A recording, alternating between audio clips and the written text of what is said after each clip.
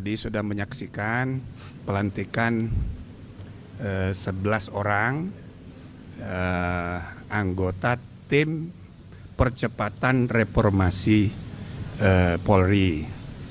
Dan sesudah itu Bapak Presiden memberi pengarahan tentang apa saja yang diharapkan untuk dilakukan, dipersiapkan oleh tim ini, dan nanti secara periodik akan dilaporkan kepada Presiden untuk diambil keputusan.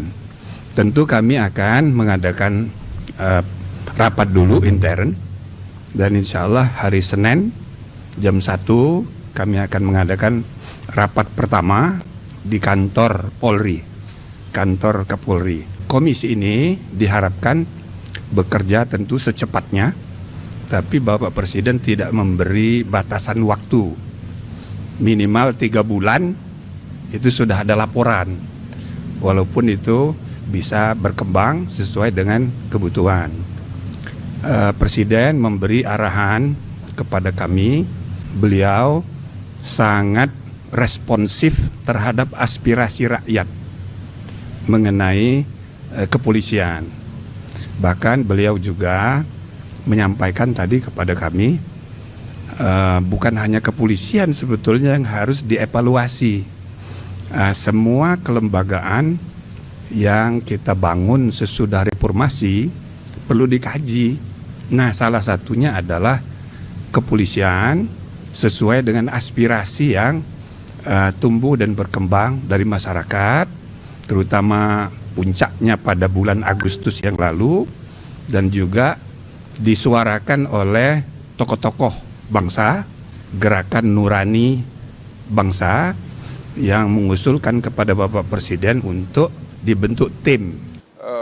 Salah satu tuntutan masyarakat sipil yang juga menjadi aspirasi kami dari GNB adalah perlunya dibentuk komisi investigasi independen terkait dengan kejadian Prahara Agustus beberapa waktu yang lalu, yang menimbulkan jumlah korban jiwa, korban kekerasan, luka-luka, dan seterusnya yang cukup banyak.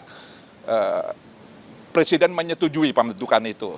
Tadi juga disampaikan oleh Gerakan Nurani Bangsa perlunya evaluasi dan reformasi kepolisian, yang disambut juga oleh Pak Presiden akan segera membentuk tim atau komisi reformasi kepolisian. Saya kira ini juga atas tuntutan dari masyarakat yang cukup banyak. Nah, mudah-mudahan tim ini nanti bisa bekerja dengan sebaik-baiknya.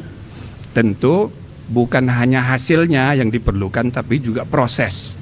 Bagaimana rekomendasi kebijakan yang perlu direformasi itu nanti diperoleh, bagaimana caranya.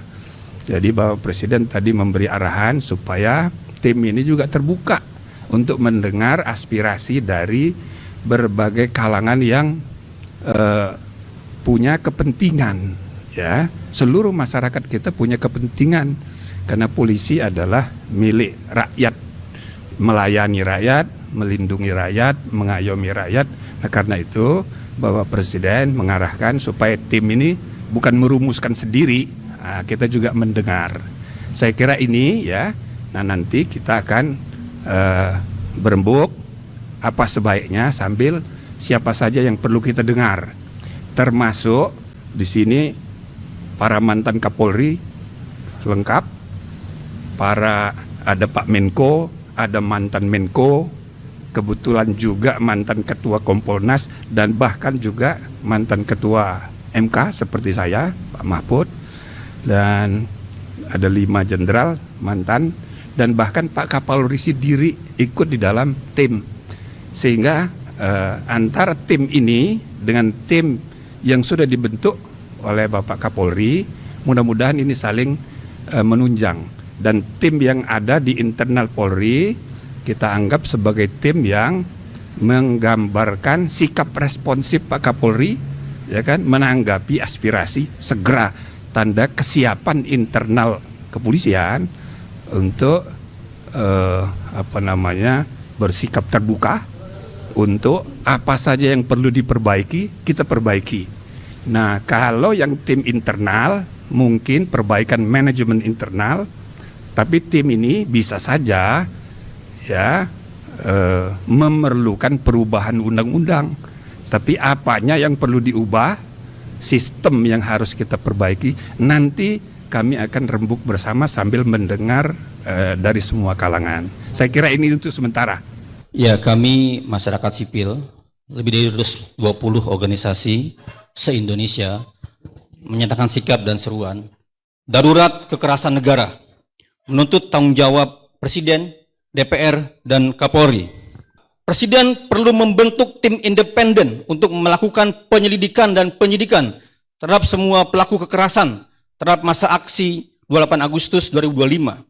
5. Kapolri wajib mundur atau Presiden segera mencopot Kapolri Listio Sigit Prabowo sebagai Kapolri yang gagal mengubah watak represif dan militeristik Polri.